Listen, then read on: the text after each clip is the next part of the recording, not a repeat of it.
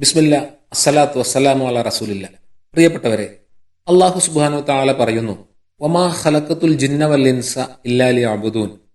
മനുഷ്യരെയും ജിന്നുകളെയും സൃഷ്ടിച്ചിട്ടുള്ളത് അള്ളാഹുവിന് വഴിപ്പെട്ട് ജീവിക്കാൻ വേണ്ടി മാത്രമാണ്. അള്ളാഹുവിനെ കുറിച്ചുള്ള ഓർമ്മയും പരലോക ബോധവുമാണ് നമ്മുടെ മുഴുവൻ ജീവിതവും അള്ളാഹുവിന് സമർപ്പിക്കാൻ നമ്മെ പ്രേരിപ്പിച്ചുകൊണ്ടിരിക്കുന്നത്. എന്നാൽ നമ്മുടെ ദൗർബല്യങ്ങളായ അശ്രദ്ധ, മറവി, ഭൗതിക വിഭവങ്ങളോടുള്ള അമിതമായ സ്നേഹം, നമ്മുടെ ആസക്തികൾ, ഇതൊക്കെയും അള്ളാഹുവിനെ കുറിച്ചുള്ള ഓർമ്മയിൽ നിന്നും പരലോക ബോധത്തിൽ നിന്നും നമ്മെ അകറ്റിക്കൊണ്ടിരിക്കുന്ന കാര്യങ്ങളാണ്. ഇതിനെ മറികടക്കാനായി അള്ളാഹു സുബ്ഹാനഹു വ തആല സമയബന്ധിതമായി പ്രത്യേകമായി നിശ്ചയിച്ചു തന്ന അനുഷ്ഠാനങ്ങളുണ്ട്. നമ്മുടെ അശ്രദ്ധയും മറവിയും മറികടക്കാനായി നമുക്ക് നമസ്കാരം നിർബന്ധമാക്കിയിരിക്കുന്നു.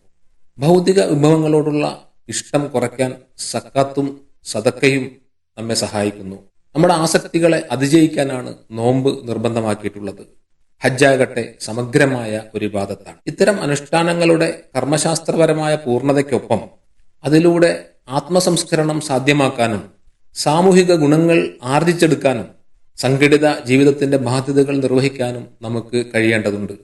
കുടുംബജീവിതത്തിന്റെ ഭാഗമായ വിവാഹം, ഭാര്യ-ഭർത്തൃബന്ധം, മാതാപിതാക്കളുടെ സംരക്ഷണം, സന്താന പരിപാലനം തുടങ്ങിയവയൊക്കെ ഇബാദത്തായി മനസ്സിലാക്കുമ്പോൾ നമ്മുടെ അനുഷ്ഠാനങ്ങളിലൂടെ നാം നേടിയെടുക്കുന്ന ആത്മീയമായ ചൈതന്യം നമ്മുടെ കുടുംബജീവിതത്തിനകത്തേക്ക് പ്രസരിപ്പിക്കാൻ നമുക്ക് കഴിയേണ്ടതുണ്ട്. കുടുംബത്തിനകത്തുള്ള ബന്ധങ്ങൾ ശാരീരികം മാത്രമല്ല, ആത്മീയ ഭാവം കൂടി ഉൾച്ചേരുമ്പോഴേ അത് ഇഹലോകത്തും പരലോകത്തും നമുക്ക് പ്രയോജനപ്രദമാകും.